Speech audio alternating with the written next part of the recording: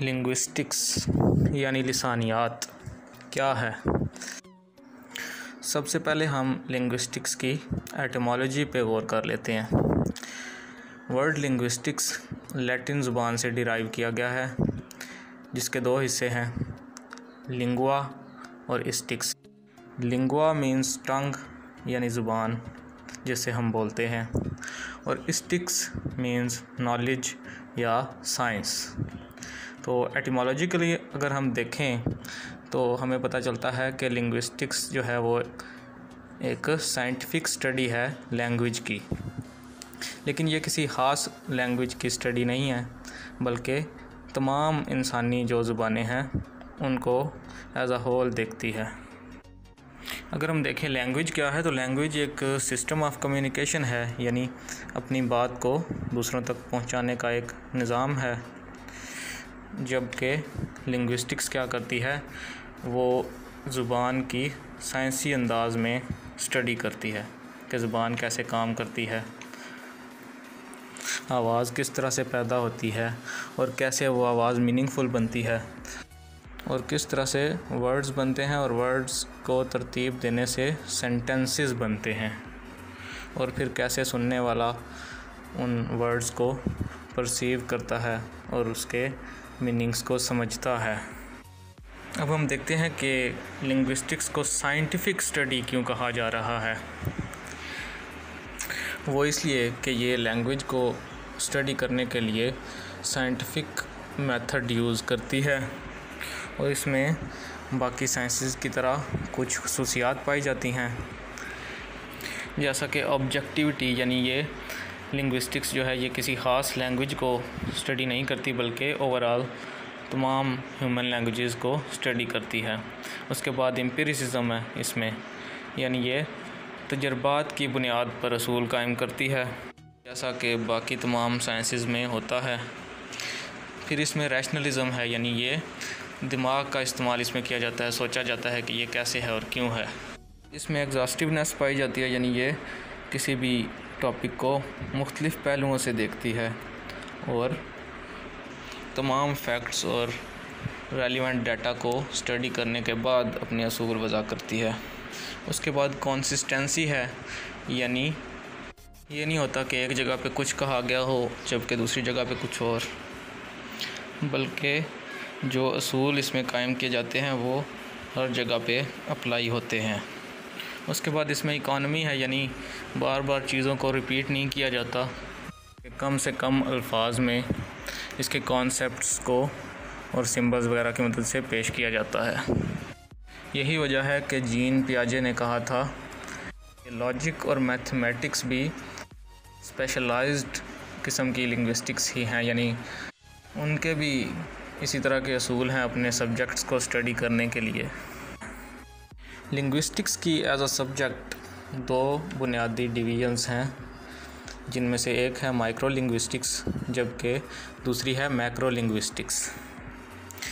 Micro linguistics में phonetics, phonology, morphology, syntax, semantics और pragmatics आते हैं। सबसे पहले है फोनेटिक्स। फोनेटिक्स स्टडी करती है स्पीच साउंड्स को। इसकी आगे मज़ीद 3 ब्रांचें हैं।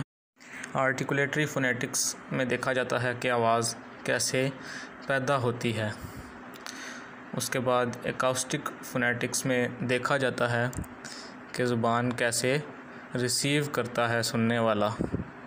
और तीसरे नंबर पे ऑडिटरी फोनेटिक्स, जिसमें देखा जाता है कि दिमाग उस सुनी हुई आवाज़ को कैसे परसीव करता है। फोनोलॉजी में देखा जाता है कि साउंड्स किसी लैंग्वेज के अंदर किस तरह से काम करते हैं। फोनीम साउंड का एक छोटा सा यूनिट होता है जो मीनिंगफुल कंट्रास्ट पैदा करता है आवाज़ों में। मॉर्फोलॉजी स्टडी करती है कि वर्ड्स कैसे बनते हैं। वर्ड्स मॉर्फीम्स से मिलकर बनते हैं, और मॉर्फीम जो है ये स्मॉलेस्ट मीनिंगफुल यूनिट होता है, यानी छोटे से छोटी आवाज़ जिसका कोई मीनिंग होता है। फोनीम साउंड का छोटे से छोटा यूनिट, जबकि मॉर्फीम वो छोटे से छोटा यूनिट है साउंड का जो मीनिंगफुल हो, यानी जिसके कोई माना हो। उसके बाद ग्राफीम जो है ये साउंड्स को ज़ाहिर करने वाले सिंबल्स होते हैं। Next one is syntax. Syntax में देखा जाता है कि कैसे सेंटेंसेस बनते हैं वर्ड्स के मिलने से, यानी वर्ड्स को किस तरह आपस में जोड़ा जाता है तो वो एक सेंटेंस बनता है। जैसा कि कोई सेंटेंस बनाते हुए हम पहले सब्जेक्ट रखते हैं, उसके बाद वर्ब और फिर object. Next one is grammar. Grammar को स्ट्रक्चरल फाउंडेशन कहा जाता है, यानी ये बुनियाद फराहम करती है कि कैसे अल्फाज तरतीब पाएंगे किसी जुमले को बनाने के लिए, यानी कौन सी चीज़ कहाँ पे होगी, नाउन कहाँ पे होगा, वर्ब कहाँ पे होगा वगैरह। ग्रामर की दो टाइप्स हैं, डिस्क्रिप्टिव ग्रामर यानी वो स्ट्रक्चर जो स्पीकर्स या राइटर्स आमतौर पे यूज़ करते हैं सेंटेंसेस में, और दूसरी है प्रिस्क्रिप्टिव ग्रामर यानी वो स्ट्रक्चर जो यूज़ किया जाना चाहिए। सिमेंटिक्स नेक्स्ट ब्रांच है जो कि लैंग्वेज के मीनिंग्स को स्टडी करती है, ना सिर्फ अल्फाज के मीनिंग्स बल्कि मॉर्फीम्स के मीनिंग्स और सेंटेंसेस के मीनिंग्स को स्टडी करती है।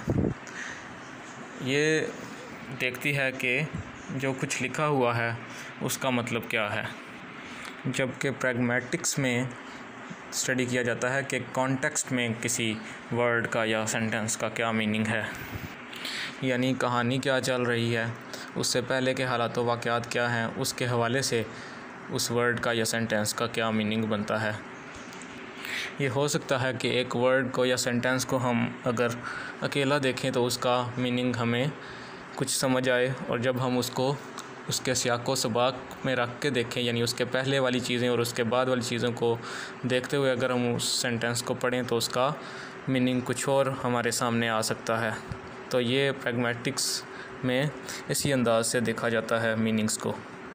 ये तो थी जी माइक्रो लिंग्विस्टिक्स। अब नेक्स्ट है मैक्रो लिंग्विस्टिक्स, यानी बड़े पैमाने पर जब हम किसी चीज़ को स्टडी करते हैं तो उसके लिए मैक्रो का वर्ड यूज़ किया जाता है।